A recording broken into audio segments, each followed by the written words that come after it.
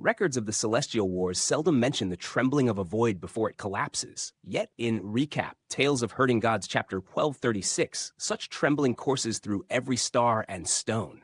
Meng Yungui has laid bare the illusions of Celestial Venerable Mu, exposing the subtle deceptions that ripple across the celestial heavens, while the Grand Emperor stirs, his consciousness infiltrating the minds of even the mightiest like Shang Pinying.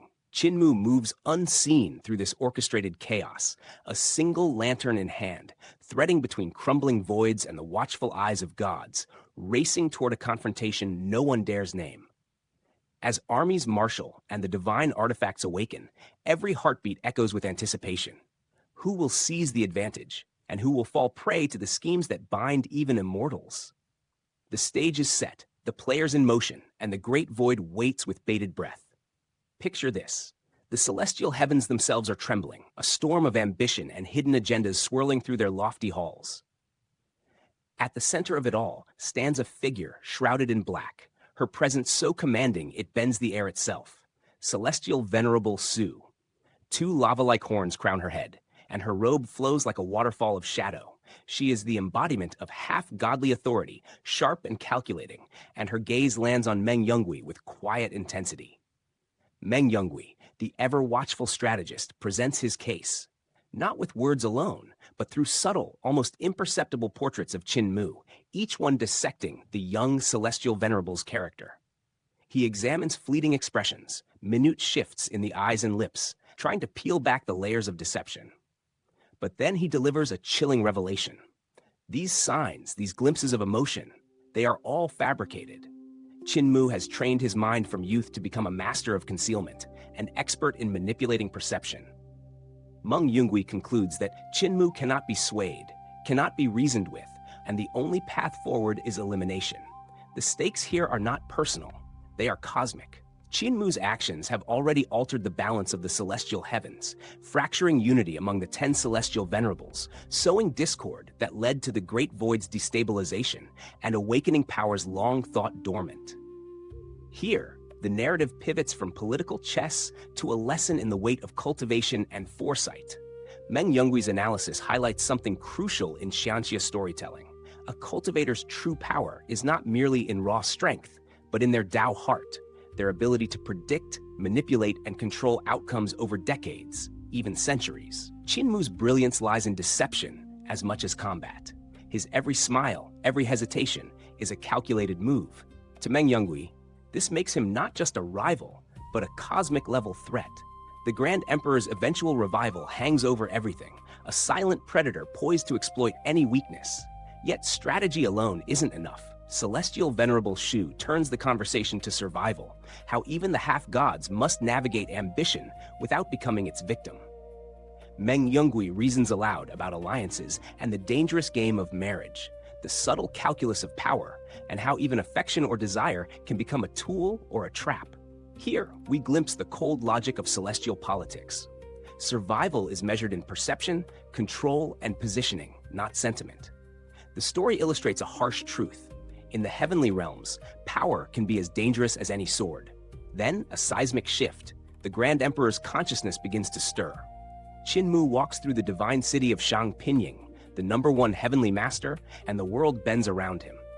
Every soldier, every god he passes, subtly or overtly, echoes the Emperor's will. Their smiles, their words, even the movements of those who appear innocuous, are manipulated by a force so vast and pervasive that even a seasoned practitioner like Shang Pinying can do nothing.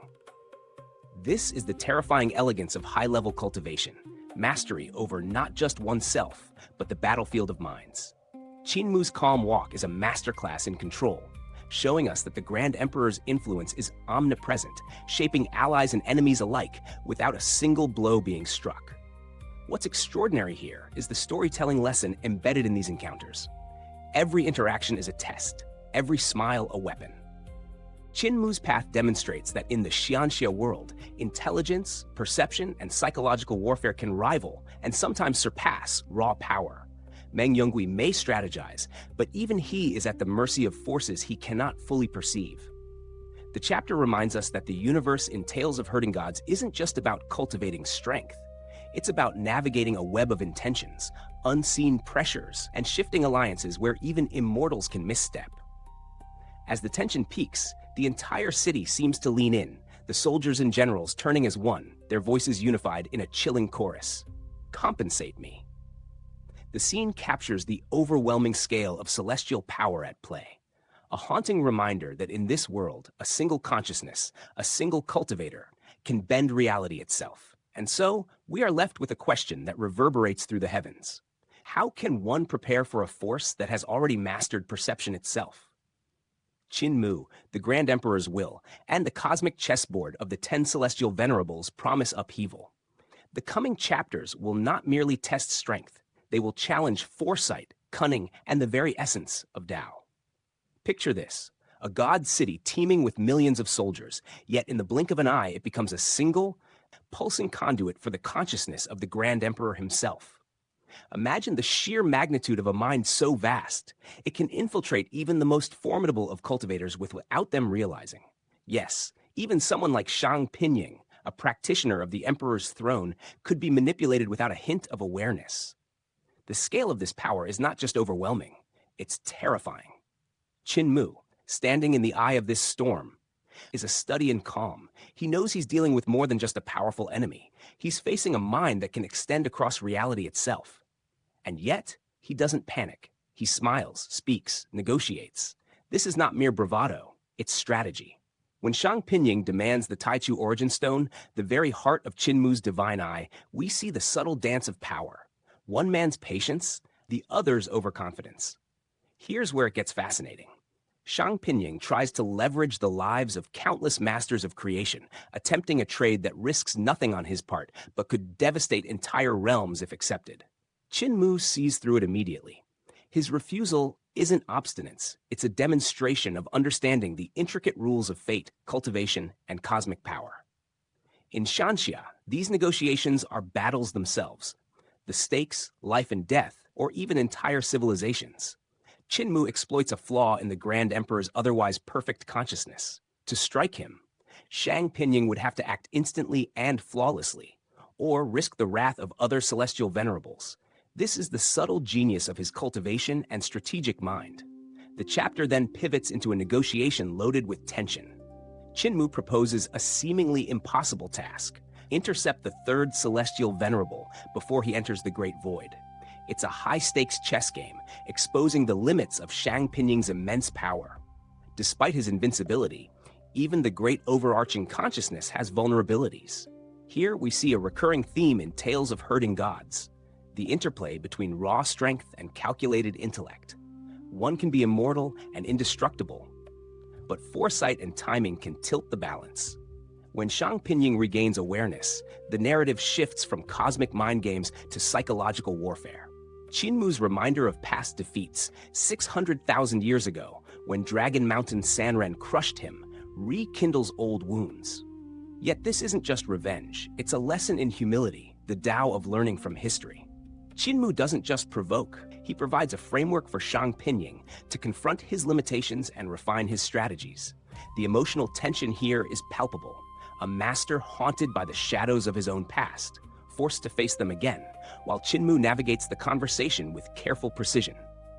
And then comes the masterstroke, the 28 heavens formation of the glassy sky pagoda. This isn't just a display of power.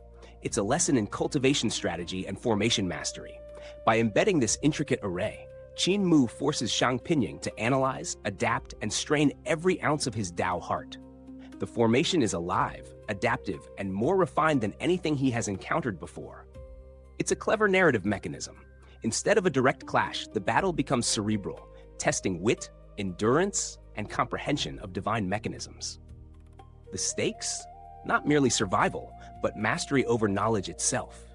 Shang Pinying's struggle within the formation, spitting blood, withering over months, illustrates the grueling nature of high-level Shanxia cultivation. Progress isn't measured in seconds or minutes, but in relentless endurance and insight. Even intervention by Celestial Venerable Mu can't erase the mental imprint Qin Mu has left. It's a subtle but brutal reminder. In a world of gods and immortals, true power lies in shaping your opponent's perception and forcing them to reckon with the impossible. As we leave this chapter, the tension lingers. Shang Pinying, bruised, furious, and exhausted, is both humbled and enraged. Qin Mu departs, leaving behind not just a formation, but a challenge, a narrative and spiritual gauntlet that will shape future confrontations. The story foreshadows that even the strongest, if unprepared, can be undone by intellect and strategy. It's a masterclass in how Shanxia doesn't just glorify strength, it glorifies the mind, the Tao, and the endless dance between power, insight, and consequence. So the question hangs in the air. How will a being as mighty as Shang Pinying adapt to the 28 heavens, and will his centuries of experience be enough to overcome the shadow of Dragon Mountain Sanren? In a realm where every thought can ripple across universes, the next move could redefine not just battles, but the very fate of the Great Void. Picture this: a young immortal genius walking through the heart of the celestial heavens, and everyone he meets, no matter how mighty, is left scrambling, bewildered, and uneasy. This isn't just a story of battles, it's a tale of strategy, intellect, and the subtle art of bending even the strongest wills without spilling a drop of blood. This is Qin Mu's latest grand scheme, and the heavens themselves are starting to feel its tremors. At the center of this storm is Shang Pinying, once a formidable master, now hampered by the lingering scars of an old injury to his Tao heart. Even divine healing can't erase the mental cracks left by Dragon Mountain Sanren's formation. His focus wavers, his confidence falters, and suddenly, the strongest strategies of the celestial heavens are vulnerable. Here, we see an essential lesson in wuxia and xianxia. The mind is often as crucial as the sword or cultivation. A fractured Tao heart can turn a peak master into a mere mortal in strategic battles. Celestial Venerable Huo's frustration is palpable. He is caught between awe and anxiety because Qin Mu operates on an entirely different plane. He doesn't attack directly. He observes, advises, and subtly undermines, leaving opponents questioning themselves rather than confronting him outright. It's a tactic many cultivators never master, making your enemy complicit in their own defeat. When Qin Mu meets Zhu Xiaoping, one of the 4 great heavenly teachers, it's not confrontation, but conversation that dominates.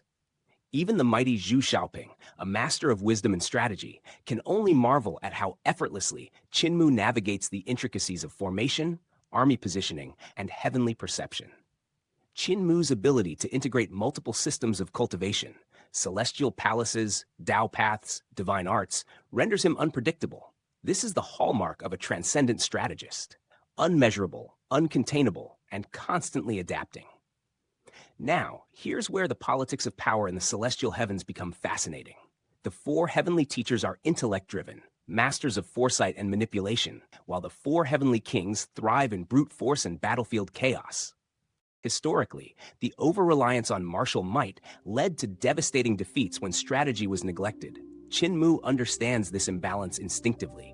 He targets Shang Pinying, the weakened link, while subtly probing the limits of both teachers and kings.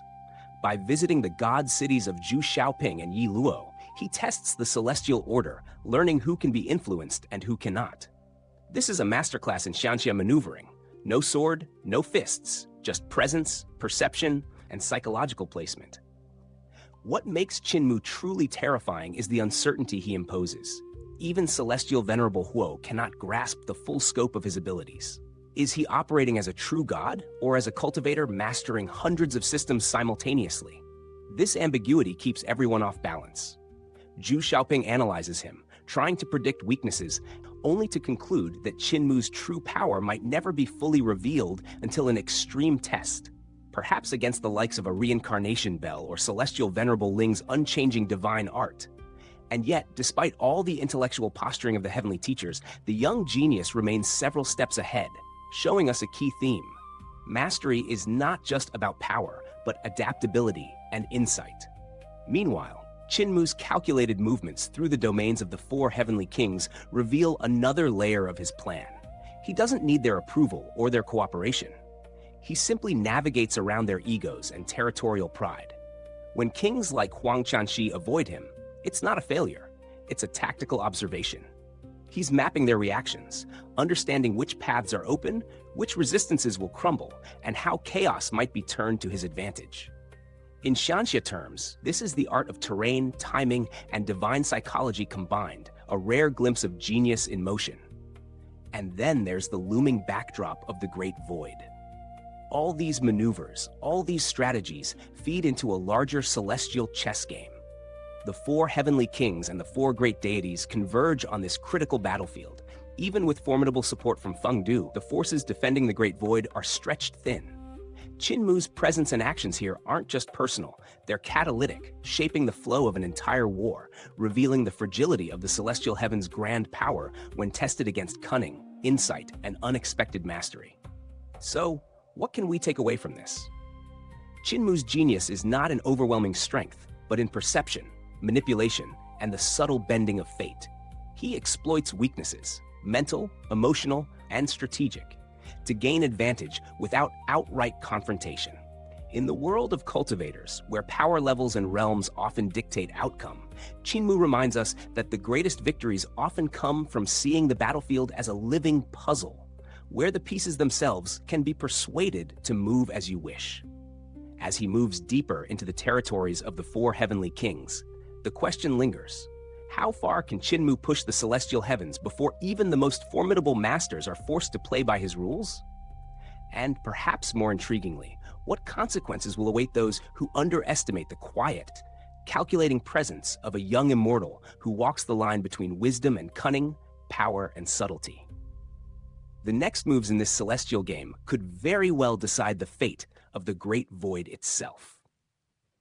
Imagine standing at the edge of creation itself, where the void is collapsing and the strongest forces in history are about to collide. The air is thick with tension, charged with the kind of energy that could shatter worlds. This isn't just another battle. It's a moment where legends meet and fate is rewritten.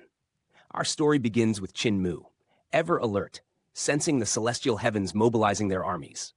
The stakes are cosmic. Carefree village, the masters of creation, and the very balance of power hang in the balance. Qin Mu, despite his youth and unassuming appearance, is acutely aware of the titanic forces converging: founding emperor, divine King Lang Wo, and now the terrifying Celestial Venerable Hao with the divine weapon Celestial Venerable Yu. The very thought of these powers clashing makes his blood run hot with anticipation. But Qin Mu is no reckless onlooker. Even as Celestial Venerable Huo invites him to command an army, he plays the role of the reluctant strategist, feigning weakness. This is a masterclass in psychological warfare. Qin Mu knows that Huo's plan is precise. Hao's arrival will turn the battlefield into a killing field, and only the Grand Emperor could counter such might. By feigning infirmity, Qin Mu manipulates perception, allowing him to pursue his true goal, witnessing and, if possible, influencing the duel of the century. Here's where the narrative truly deepens. Observers like Meng Yungui and Zhu Xiaoping analyze Qin Mu's behavior not through words, but through patterns, instincts, and past actions. They liken him to a curious roe deer, easily lured by the promise of truth and spectacle. This is crucial. In the Wuxia and Shanxia world, understanding one's opponent isn't just strategy, it's cultivation. A warrior's perception, their awareness of curiosity and desire, becomes a weapon just as deadly as any sword or divine relic. Meanwhile, Qin Mu makes his move. Using Celestial Venerable Yu as lantern, a treasure capable of warping space, he slips past the celestial armies, moving faster than even the mightiest celestial venerables could hope to follow. He aims for the collapsing void, a treacherous path where god weapons and fortified cities stand as both obstacles and opportunities. This is where we glimpse the depth of his strategic mind. Positioning himself at the void's center ensures that, should the Grand Emperor intercept Hao, escape would be impossible. Every step is calculated, every move a blend of foresight and risk management, a hallmark of peak cultivators. The tension escalates as Qin Mu observes the approaching figures: Bai Yujing, Lan Yuqian, and the brilliant, blindingly radiant treasure carriage heralding Celestial Venerable Hao's arrival. Here, the scene shifts from strategy to raw spectacle. Hao's presence isn't just a display of power, it's a signal that the upcoming confrontation will test every limit, from martial prowess to divine authority. Qin Mu's urgent command to retreat reflects not fear, but a keen awareness of timing and opportunity. In this universe, knowing when to act or when to step aside is as critical as wielding the mightiest sword. What's fascinating about this chapter is not only the clash of ultimate forces, but the layered interplay of character psychology, cultivation, and cosmic strategy. Qin Mu's curiosity drives him forward. Wo's tactical brilliance sets the stage, and Hao's arrival promises cataclysmic consequences. Each character moves like pieces in a celestial game of chess, their choices echoing across the void. So the question that lingers, and one every viewer should ask themselves, is this: in a world where curiosity, strategy, and supreme power intersect, who truly controls the outcome? Will the Grand Emperor rise in time to confront Hao? Or will the celestial heavens' might reshape reality in a way even legends cannot predict? The stage is set, and the next moments will define history itself. Imagine a battlefield where the very void itself trembles, where the air is thick with the weight of countless consciousnesses, and even the bravest cultivators feel their hearts falter. Today, we step into the crumbling void, a place shattered by cosmic masters, now teeming with dangers born of ambition, sin, and betrayal. Bai Yujing and the young Lan Yuqian traverse this precarious path, their conversation casual, almost lighthearted, but the stakes could not be higher. Here, 4 god artifacts suppress the crumbling void, yet the real threat is not the void itself. It's the heart devils, malicious manifestations spawned from corrupted Tao hearts. Thousands of frivolous souls, sacrificed and sent here by traitors, became fuel for these devils. Bai Yujing recounts this grim history, not just as exposition, but as a lesson.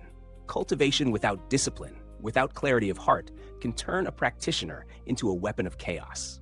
Lan Yuqian's curiosity, his youthful eagerness to understand, contrasts sharply with Bai Yujing's seasoned caution. She shields him from harm, explaining that even pacifying the crumbling consciousness is near impossible. The void here is not a natural terrain. It is the detritus of divine minds shattered by the Grand Emperor.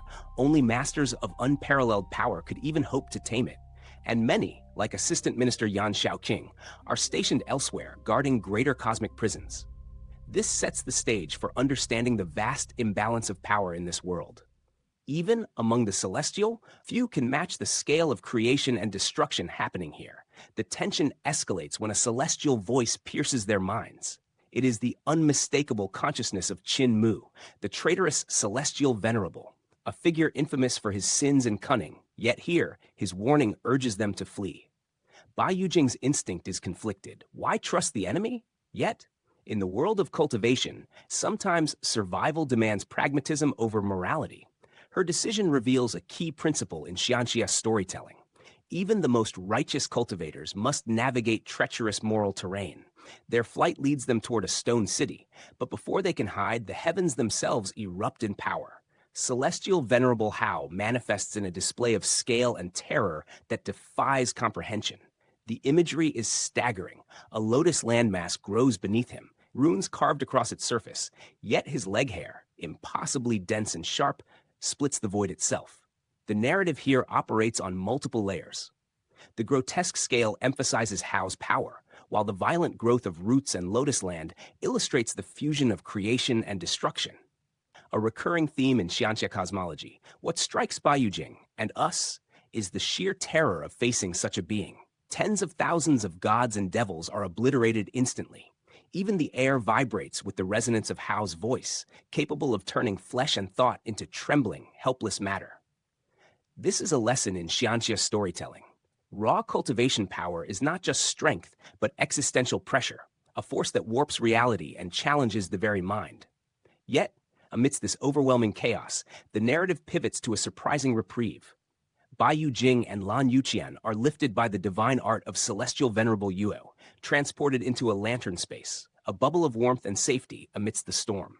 Inside, Lan Yuqian recognizes Qin Mu, revealing familial ties, innocence versus corruption, and the complicated web of loyalties that define celestial politics.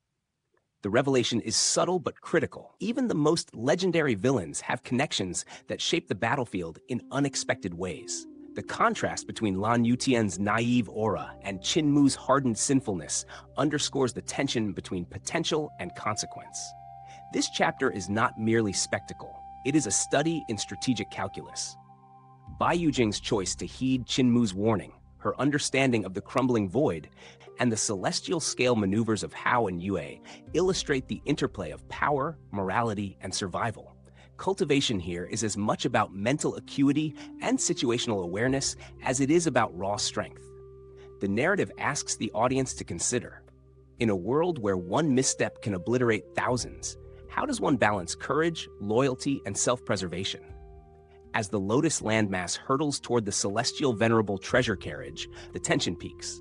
The stage is set for a collision that will dwarf most mortal battles, a confrontation where strategy, divine technique, and raw might will clash in a spectacle of cosmic proportions. And yet, amidst the looming apocalypse, we are reminded of the human or cultivator element, fear, awe, hesitation, and the spark of trust that can defy even the most powerful adversary. So we leave our heroes suspended between dread and hope, between mortal limitation and immortal power. The next moment will decide not just the fates of Bai Yujing and Lan Yutian, but perhaps the balance of the great void itself. In Shanxia, as in life, the edge of survival is where legends are born and where the hearts of cultivators are truly tested.